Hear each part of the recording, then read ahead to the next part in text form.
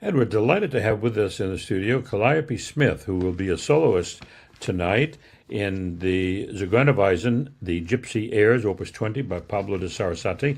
Calliope, welcome to the studio. Thank you. Calliope, I want to talk to you a little bit about this piece that you're going to be playing, but first, I need to ask you, where are you from? I am from the San Francisco Bay Area. I see. And how did you find your way to Ohio tonight? I was playing in the Call Orchestra competition, and then the amazing Butler Philharmonic reached out to me to ask if I would want to play Zigeunerweisen with them, to which I, of course, said yes, and here I am, really excited to play. Now, you're 14 years old, and how old were you when you picked up the violin?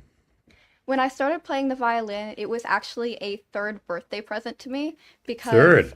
yeah, because I had heard my mom, who used to be a violinist, not professionally, playing in the living room of my house when I was like 2 years old, and I just listened to her, and I told myself I need to play like that, and I want to be able to express myself through music. So for my third birthday, she took me to my first violin lesson.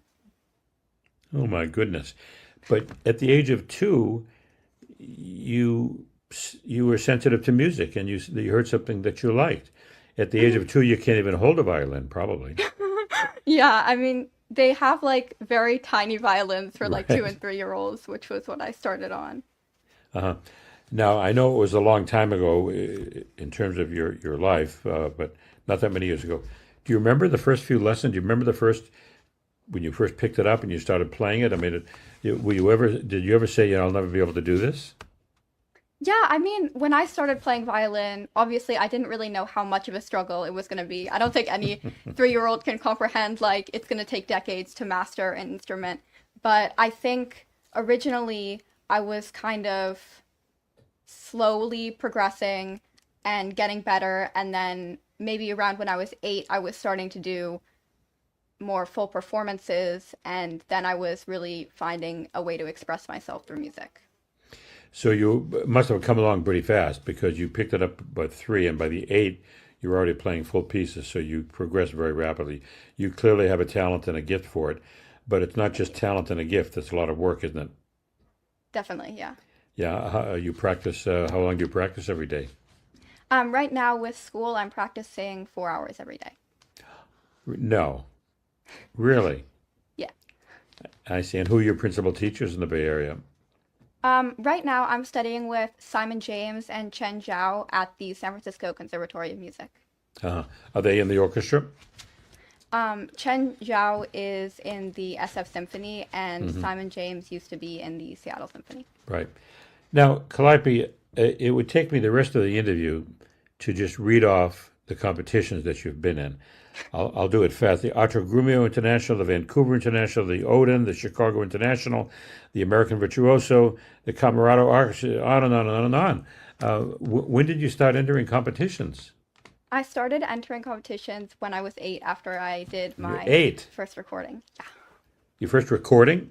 Yeah, Uh-huh. Is that recording available? I'm pretty sure it is on YouTube. Yeah. What did you play? I played one of the Vivaldi violin concertos. Oh my goodness. So what is it about competitions that attracts you? And you're a veteran competition competitor.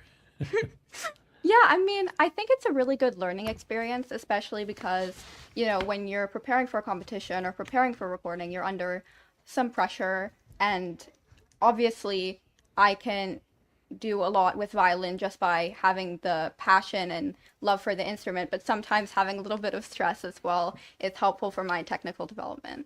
Right. Now, something has jumped out at me about your resume, and you're 14-year-old, but you recently have started championing the work of women composers, including Florence Price, Lily Boulanger, and Amy Beach, and others. That's really quite a remarkable thing you're doing, and why? Well, I feel like in history, women composers have been seriously underrepresented, as we can see with, like, obviously there was a bunch of sexism in earlier centuries or even decades in the 20th century. So I feel like now in modern times we kind of have a responsibility to reverse that as best as possible, and still maybe there's a lot of more famous composers who are male, and then the ones who were female previously aren't as played now because they weren't popular at their time because of their gender. Right. And what pieces by Amy Beach? If I'm not mistaken, Amy Beach is from Boston. Is that right? I think so, yeah. That's right. And I have a friend who did a documentary film about Amy Beach, which Oh my gosh. you can see on PBS. She's a pianist, Virginia Eskin, and you can Google her. You'll see the movie. What other composers you mentioned? Now these are composers from history: Lily Boulanger and Amy Beach and Florence Price. Any contemporary composers, women composers? I have not played many contemporary pieces, but I am actually looking into some more contemporary pieces, and I'm probably going to do one by a female composer in the future. Well, to me, it's quite remarkable that a young person such as yourself is decided to champion the work of women composers. You're absolutely right. I mean, they're women. For example, Robert Schumann's sister, or rather Mendelssohn's sister, didn't really get much urging to become a composer. I think Mozart's sister might have been a composer if she had been given the chance. You go on and on and on. So I'm just very amazed that you're doing this, and I wish you the best of that. Now tell us a little bit about this piece. It's called Zigeunerweisen, which is Gypsy Airs, Opus 20, by the Spanish composer Pablo de Sarasate. Now tonight you'll be performing that. Tell us a little bit about it and what attracts you to it and what we should be listening for. Yeah, so I started playing this piece like 2 years ago because I had heard it in a performance, and I just immediately went up to my teacher and I was like, this is a piece that I definitely want to play. I think it's really fun. It's really spontaneous, right? We have very attacking sections, very musical sections. There's like, it starts very loud and soloistic, and there's a bunch of fast runs, and then it goes into this soft, delicate section before speeding back up again and ending very dramatically, which I feel like is really expressive and fun to play. That's wonderful.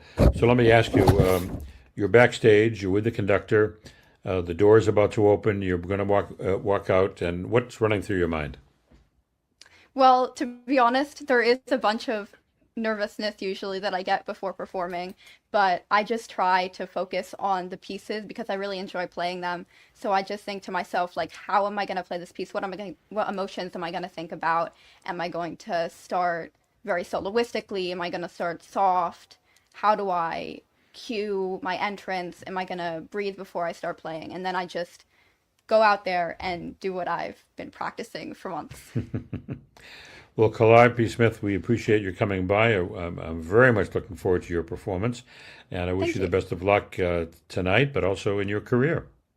Thank you so much. Thank you, Thank you so Calliope. much for having me here. Thank you.